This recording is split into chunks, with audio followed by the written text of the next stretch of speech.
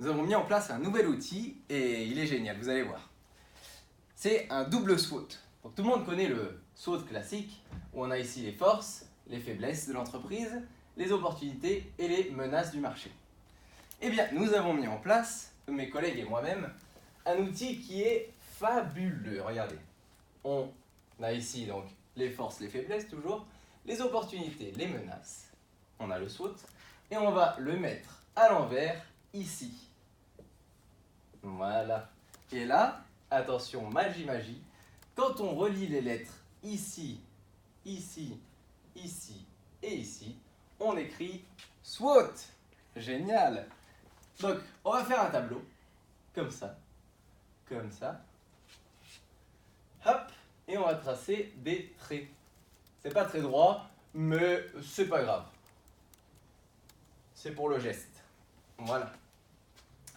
Ici, nous avons donc un croisement d'une force et d'une force. Vous allez me dire, ça n'a pas de sens, Jamy. Eh bien si. En fait, ici, nous allons avoir le S qui va être l'avantage concurrentiel, la majeure force de l'entreprise, la seule et l'unique. Ici, il n'y aura qu'un seul tiret. Ici, ça va être la faiblesse de l'entreprise sur laquelle il va falloir travailler.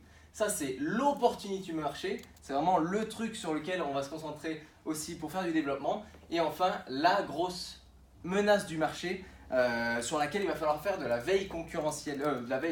Si, concurrentielle, pourquoi pas, mais de la veille surtout au niveau législation et tout ça.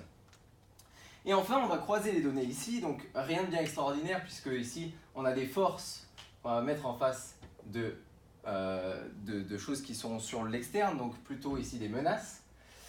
Et on retrouve la même chose ici, on a le T et le S. En fait, le but, c'est que, tout simplement, on a des forces, des faiblesses, des opportunités, des menaces, et on va travailler comme ça. Je me concentre que sur le S. Donc, les forces de l'entreprise. Force, je réfléchis, force, qu'est-ce qu'il y a en face de telle ou telle force? Et bien là, j'ai une opportunité sur le marché, donc tac, je vais venir le mettre ici.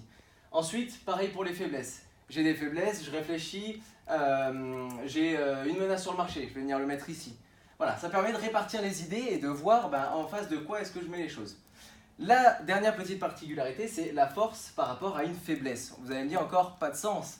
Et pourtant, en fait, souvent quand on crée force, faiblesse, opportunité, menace, on se dit en fait cette force pourrait être une faiblesse. Exemple avec Start Energy, qui est notre référence au niveau de l'entreprise.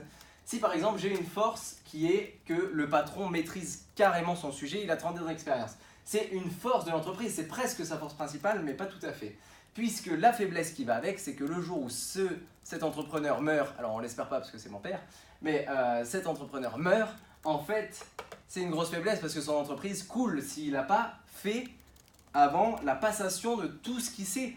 Et donc, on va mettre en face une force, en face d'une faiblesse de l'entreprise, pour pouvoir dire ici il va falloir travailler en interne les gars, parce que là si jamais cette force se transforme en faiblesse, en fait l'entreprise est cuite.